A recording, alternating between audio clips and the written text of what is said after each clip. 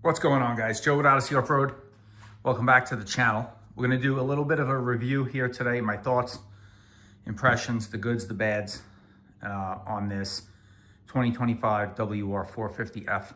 I have just under 25 hours on it and about 530 miles on it. So kind of wanted to, I think I've done enough with it to kind of get a good feel for, you know, things I like, things I don't like. Who the bike's good for. Kind of just go through all my thoughts, and hopefully it'll help somebody maybe in the market for one of these, and help you make a decision on if it's the right bike for you or not. To start with, we'll kind of just go over quickly what mods I have on it. And first things first is the everybody always asks about this plate. This is for you know, obviously to mount your license plate.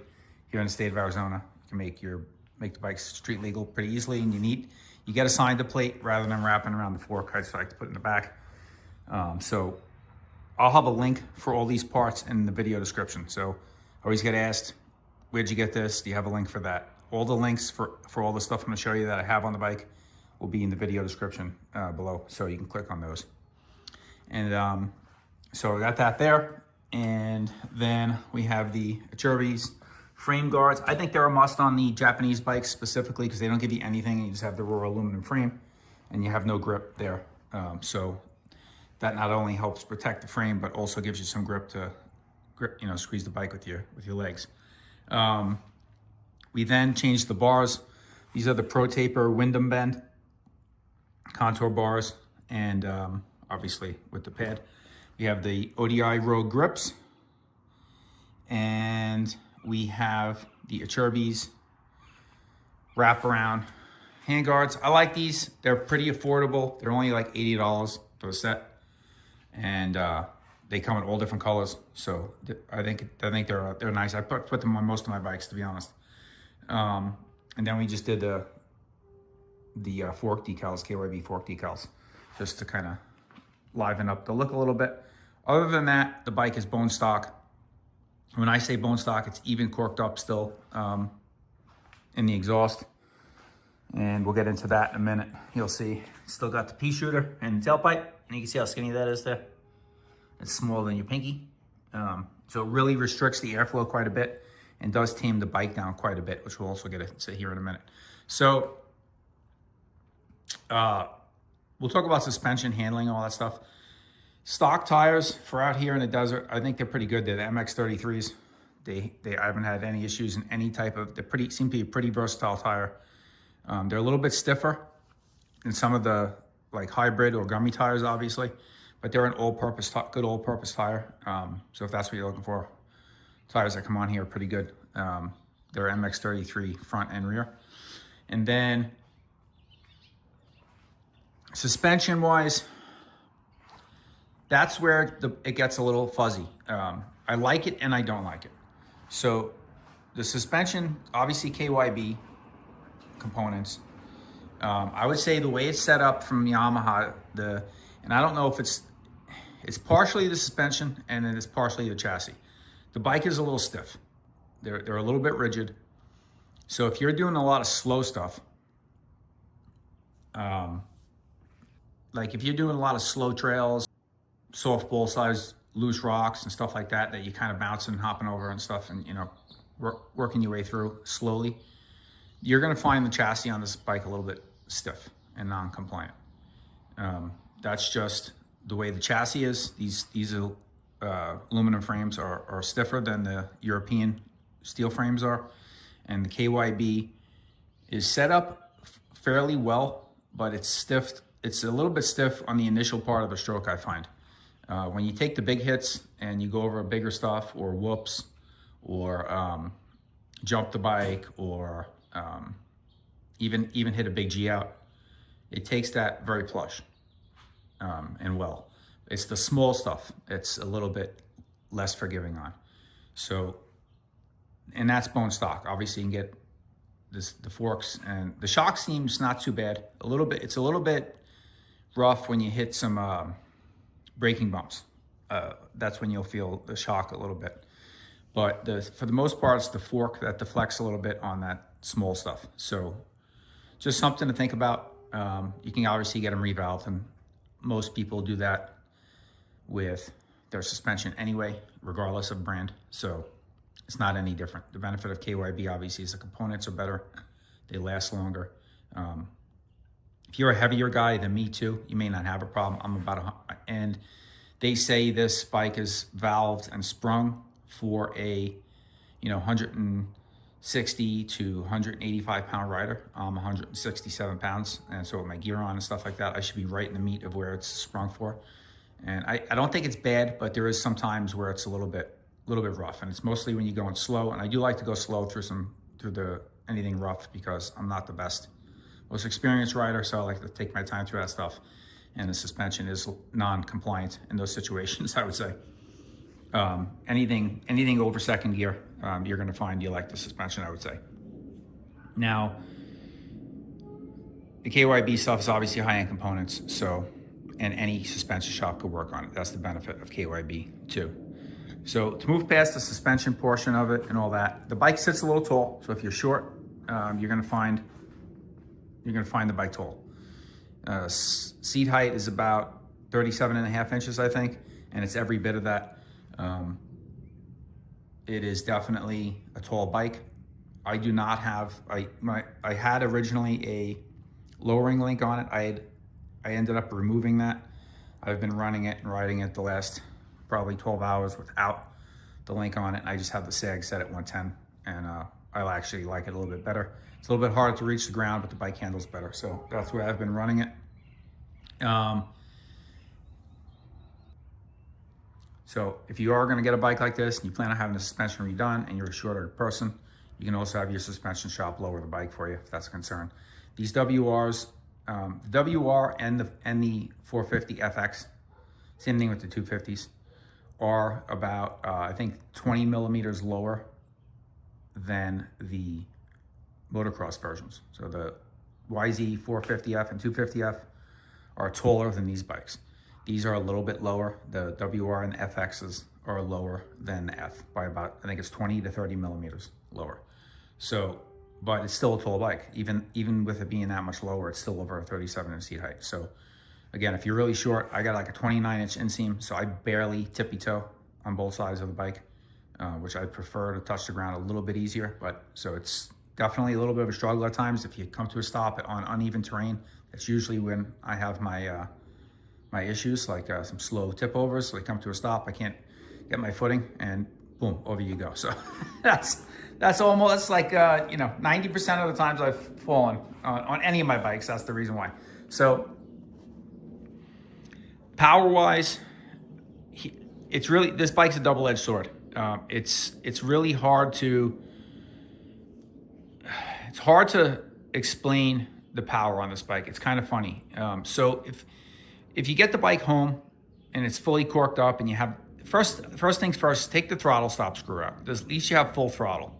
You need that. So get the throttle stop screw out, leave the airbox restrictor in and the tailpipe restrictor in, and drive it like that. See how you like it. Now, when I first got it home, I de-restricted everything, because that's what I did on my WR450f, and the bike always ran mint, had perfect power, and I liked it like that. And I didn't need the competition ECU for tuning. It just ran flawlessly. Didn't run lean, nothing. When I got this bike home, I did the same thing, and the bike had a lot of signs of running very lean. It was hot, running hot. There was a lot of heat on my leg. Exhaust was hot. The engine was hot. So I hooked up my phone to it. I ran it around with that a couple times with the Yamaha Power Tune app, and I could see the temps were regularly getting up to 200 and over 200 degrees. My WR450f never ran like that. It always ran cool, under 190, 180s. The fan would hardly kick on. Obviously, it's a 450, it's gonna run a little warmer, but there was signs of it running too lean, in my opinion. So I popped the tank off, I checked the plug, and I didn't feel it was running rich enough. It did seem to be running lean to me. And I had a couple of times where it was like a hanging idle. So I put the exhaust restrictor back in it, completely solved it, runs absolutely flawless right now. You are just gonna be down on power. So if you're looking for brute strength, you know, raw 450 power. The WR450f, as it comes stock with the restrictor and the exhaust, it's going to be neutered from that experience if you're used to motocross 450s. Now, if you get the competition ECU, that turns this bike into a YZ450FX. But the benefit of the WR is you have the headlight, you have the instrument cluster, you have the bigger stator.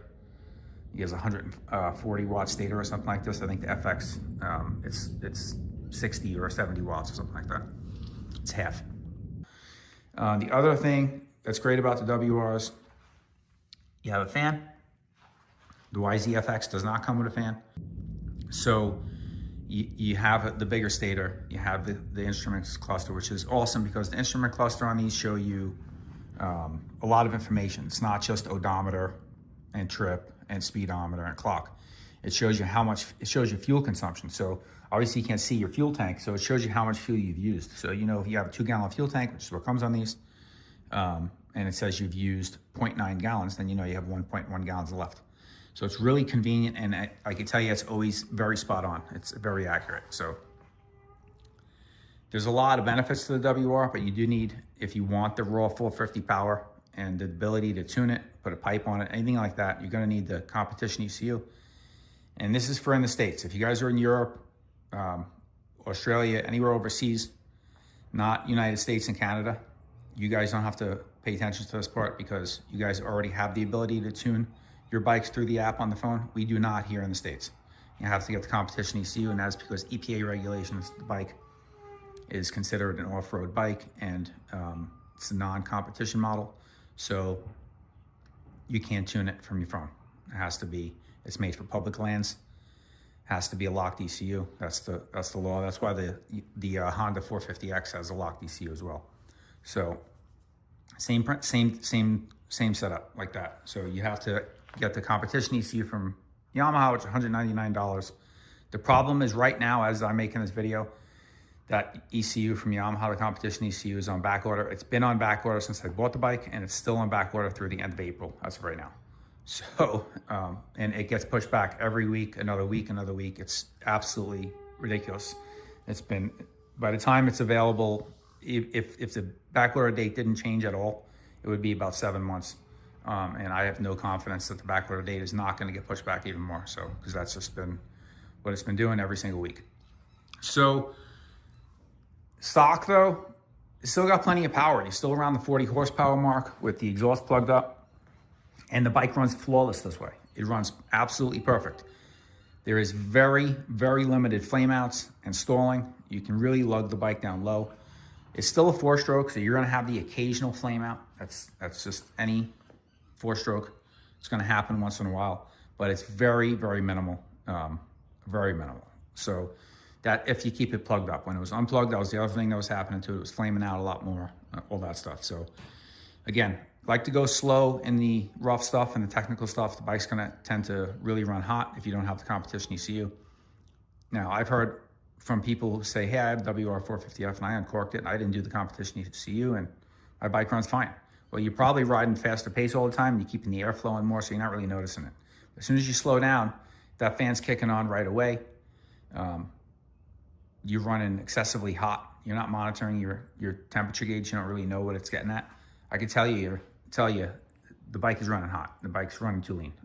That's guaranteed for sure. I've done extensive testing with it in every scenario possible, and it runs significantly cooler with the exhaust plugged up still. So take that for what it's worth. You guys can do whatever the hell you want with yours. I'm just telling you, you know, from somebody that's got 25 hours on one and has tested it both ways, what my experiences are and how the bike runs with and without. So you do with that information what you will. Everything else on the bike, in terms of like failures, things not working, issues, none at all. The bike's flawless. It runs flawless, you know, with it set up properly, with the exhaust plugged up still. No issues with anything. Loose bolts, you know, stuff breaking, stuff not working. Everything works as designed. Yamaha quality is, you know, top notch. That's why I like to buy Yamaha products. Brakes are good. The Nissan brakes, they are very, very good. They're a little more grabby than if you're used to some of the Austrian bikes with the Brembos. They have a little more of a linear feel to them, like a gradual feel. The Nissans lock up a lot easier, but they have tons of stopping power. They're really good. If that's a concern of yours, you're not gonna have any problem stopping this thing from any speed. They will stop you. Wheels are awesome, obviously. The nice Blue Excel wheels that come on them. You know, they hold up really good. The finish holds up really well on these. It's my second WR with these wheels, and the finish always holds up well. Stock skid plate is awesome. Does really well. You just don't get a linkage guard on the stock skid plate, so that's how I understand people. Some people swap that out. My experience, I've never hit my linkage on anything. I'm not hard enduroing it and doing double blips over boulders, so it's not necessary for me to get the linkage guard. I've never hit any linkage on any bike in 2 years on anything. So just type of riding you're doing, it depends on what you're doing. So as far as the lighting goes, when I first got it, I thought it was a little weak. Went out at night. Turns out you can actually adjust the headlight beam. So I lowered it. You just loosen these two bolts on the side, one on each side, and tilt the headlight down. Now she's good to go. It is still halogen, but it's very bright. So I've come home, I've done an evening ride where I've come home at night with the light like that set up, and it's good to go. So no problems there. Seat comfort is not the best. If you like to cruise some trails sitting a little bit, which I do, you're gonna find the seat very uncomfortable. It's very narrow in the middle. And that's the 250 WR or the 450. It's not really 450 specific. All the new Yamahas have this seat, and it's very narrow in the middle. It's very firm.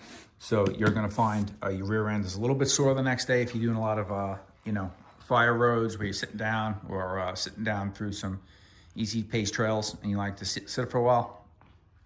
Get a different seat, figure that in your budget if you're gonna buy the new Yamaha stuff, because the seats, like a lot of dirt bikes, it's just really not that comfortable. But these specifically, just because they're so rounded and make it so narrow in the center, it's about 3 fingers wide there in the middle. That's where you're sitting your rear end on.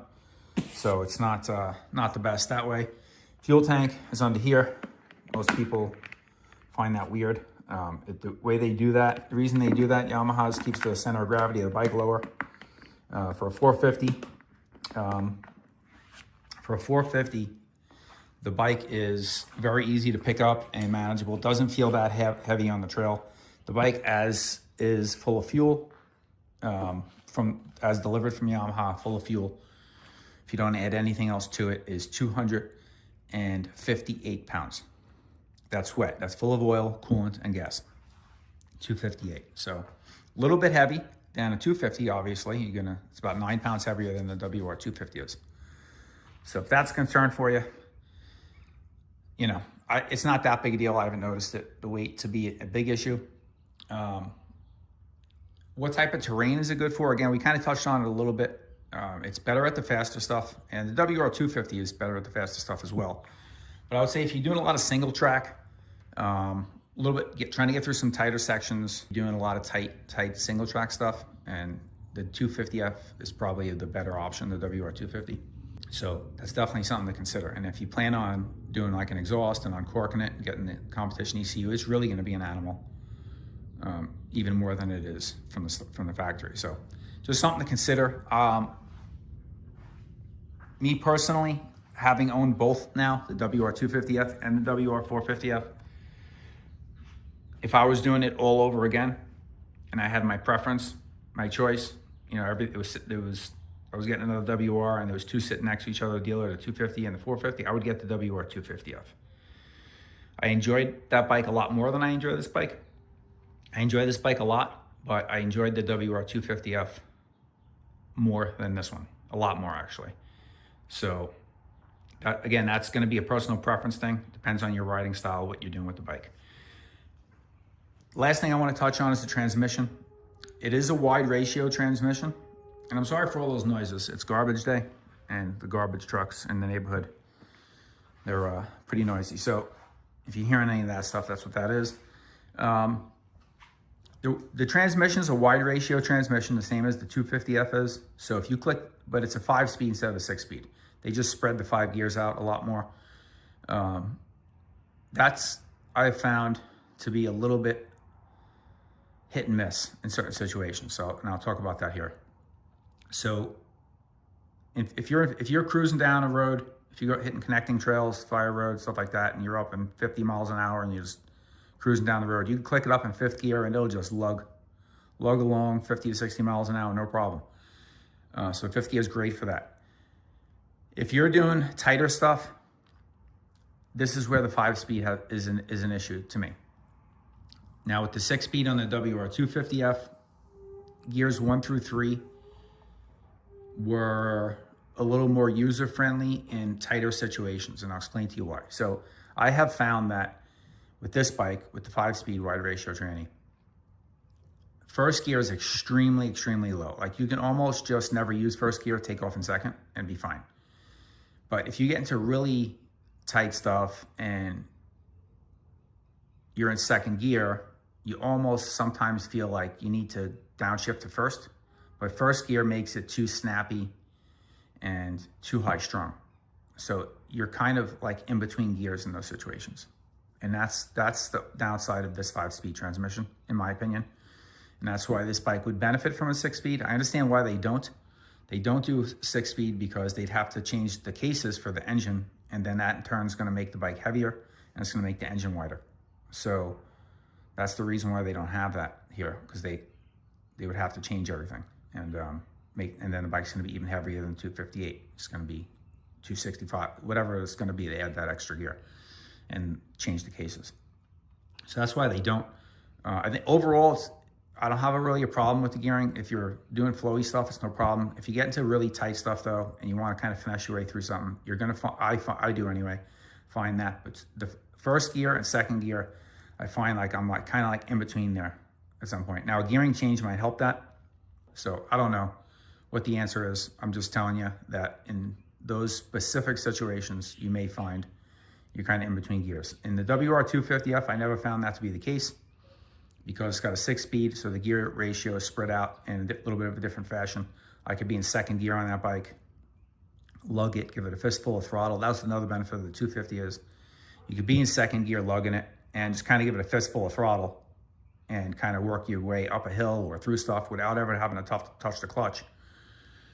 Or in this bike, if you're in second gear and you're doing stuff like that, you give it a fistful of throttle, it's gonna wake up real fast and you're gonna be, you know, standing on your head. So, that there is, again, that's one of the downsides of having a 450 if you're doing any tight stuff and you have to manage that power. Even corked up like this, there's a ton of torque at the bottom that you have to manage in those situations. And, you know, you're gonna be doing a lot more clutch slipping, I would say, on this 450 than I did on my 250. And I know that sounds opposite of what people will tell you, but the way I rode that WR250f, I almost never needed to touch the clutch and the bike would never stall. I would ride it up a gear and give it extra gas and it would stay in control and get you through anything you need to without flaming out or stalling. Where with the 450, like I said, if you find yourself in one of those situations where you're in between first and second gear and you're in second gear and it's really, really boggy, like you almost feel like you need to downshift to first, but you don't want to because it's gonna be too snappy and too abrupt with the throttle. You kind of got to give it a bunch of gas and feather the clutch a little bit. And that's how you get through those situations. That's how I do it. So that's kind of it, kind of the summary. Top to bottom, she's holding up mint. She runs perfect, starts up, idles nice, runs flawless every time. I run 91 octane in it, 0 hiccups. So great bike. Depends on what you want to do though with the bike. I think the WR450f might be too much bike for some people, depending on what you're doing and depending on the size of you as well, like I said. So hopefully you guys found this a little bit helpful. Again, great bike, very, very reliable, very durable, probably last you forever. I changed oil every 10 hours. This bike's got 23 and a half hours, I think, to be exact. And I've got 3 oil changes in it already. So I'm a nut with that type of stuff. So keeps the bike running good. If I ever go to sell it, the bike's in tip-top shape for the next buyer, stuff like that. I do that with all my bikes. I always change the oil super regularly. I do the first one at 1 hour and then 10 hours and then subsequent hours every 10 hours after that. And, you know, get all those wear metals out of the oil right away, and then change it regularly. More often is better than not. It only holds a quart of oil. So, you know, if you're cheap, don't buy the bike. I don't have to tell you, 1 quart of oil, that makes or breaks you. Then you probably can't afford the motorcycle. Oil is cheap insurance. So change it more regularly than what the manual tells you, and the motor will last you forever. Clean air, clean oil. You'll have no problems with worn valves and issues with your engine and compression and all that stuff. The motor will just last. So Yamaha makes very good motors. Just maintain them well, and it'll give you a long, happy run life. So that's it, guys. That kind of summarizes my ownership experience up to this point with this bike. Stay tuned for more content on the channel. If you found this helpful, consider subscribing. Smash that thumbs up button. We always got different bikes coming in and out of the channel. ATVs, all kinds of goodies. So appreciate you watching the video. We'll catch you on the next one.